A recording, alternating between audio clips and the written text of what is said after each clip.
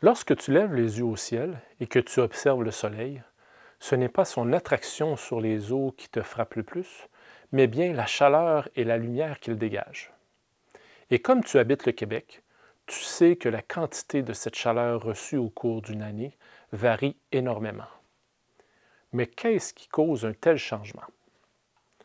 Contrairement à une croyance très répandue, ce n'est pas la distance entre nous et le soleil qui fait en sorte que nos hivers sont si froids et nos étés si chauds, mais bien l'angle avec lequel les rayons solaires nous frappent. En effet, la Terre tourne autour du Soleil avec une inclinaison d'environ 23 degrés. Pendant notre été, c'est donc la face nord du globe qui est inclinée vers le Soleil, et c'est l'hiver dans l'hémisphère sud.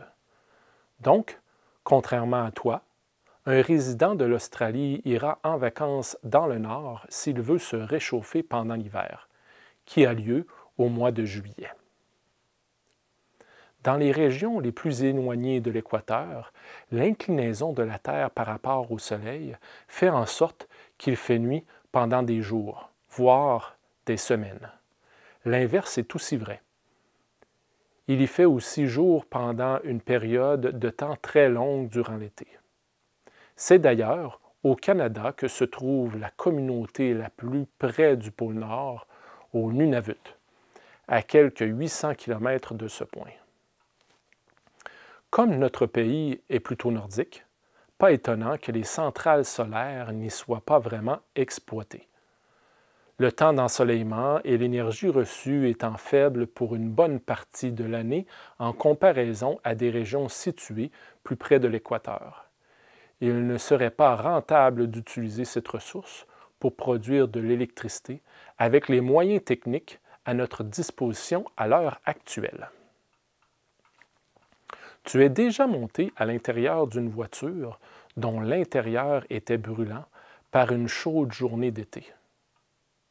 La chaleur entre dans le véhicule, mais n'arrive pas à en ressortir, comme dans une serre. Autour du globe, différents gaz jouent ce rôle et font en sorte que la température moyenne sur Terre est d'environ 15 degrés Celsius au lieu de moins 18 degrés Celsius, ce qui n'est pas banal. Ce phénomène porte le nom d'effet de serre. Alors, pourquoi autant d'inquiétudes à propos des gaz à effet de serre, ou GES? Tu dois savoir que les principaux gaz responsables de ce phénomène sont la vapeur d'eau et le dioxyde de carbone, ou CO2. Tu n'es pas sans savoir non plus que le taux de CO2 présent dans l'air augmente rapidement depuis la révolution industrielle et cette augmentation est aujourd'hui reconnue comme une des causes du réchauffement climatique.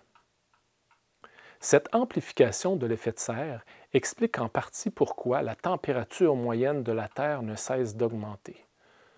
D'autres phénomènes permettent à cette chaleur de se distribuer vers les zones qui reçoivent moins d'énergie solaire au cours d'une année.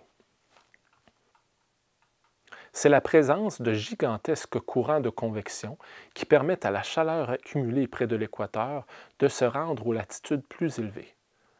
Causés par la variation de pression et de température autour de la Terre, ils engendrent un perpétuel brassage de l'air qui a pour conséquence la présence de vents dominants près de la surface du sol et qui soufflent à peu près toujours dans la même direction.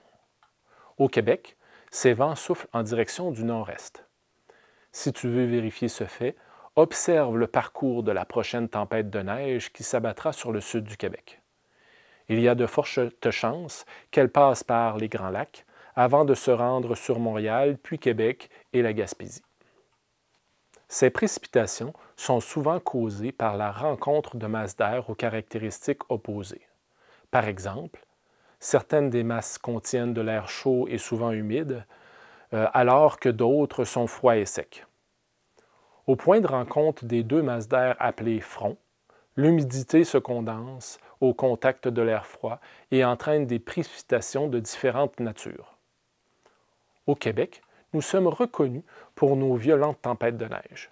Par exemple, en 2017, le sud de Montréal a été enseveli sous environ 75 cm de neige. Dans certaines régions plus chaudes du globe, comme dans le sud des États-Unis ou les Caraïbes, ce sont les ouragans qui retiennent l'attention. Ceux-ci puisent leur énergie dans l'eau chaude des océans et provoquent des ouragans dont la puissance frappe parfois l'imaginaire. On n'a qu'à penser à l'ouragan Katrina qui a détruit de grandes régions du sud des États-Unis, causant près de 2000 pertes de vie et des dommages matériels de l'ordre d'une centaine de milliards de dollars américains. La circulation atmosphérique permet donc le brassage de l'air autour de la Terre, mais aussi le transport de contaminants atmosphériques d'une région à l'autre. À titre d'exemple, des contaminants comme le dioxyde de soufre et le dioxyde d'azote, rejetés par différentes usines du nord-est des États-Unis ou de l'Ontario, se mélangent aux gouttes de pluie qui tombent sur le sud du Québec et entraînent l'acidification de ces pluies.